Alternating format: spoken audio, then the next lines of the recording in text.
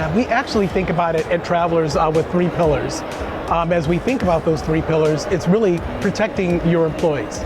So if you go in first and you protect those employees, what are you doing to train them? What are you doing to onboard them? What things are you doing to make sure you can protect them from accidents happening? So it's that first play that comes into play in regards to protecting your employees. The next thing that they should be thinking about is engaging their employees. How are you engaging them?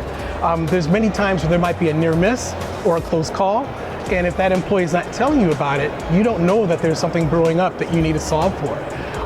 Building that safe workplace culture where there's trust and where employees are willing to talk to you and engage with you helps you avoid some things that might come into play and hit you up if you have that communication in play. And then the last thing that comes into play for me is what do you do when an accident does happen?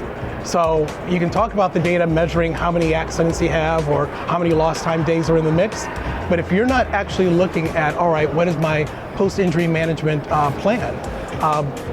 You might be missing the ball on that. So thinking first about when an accident happens, does the manager understand what to do with that?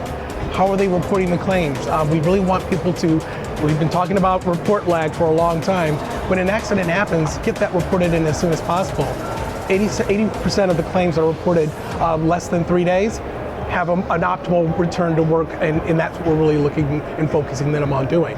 You think about that first-year employee, what is the plan to actually target and look at those kinds of tasks and jobs that they need to do that might be vulnerable to an accident?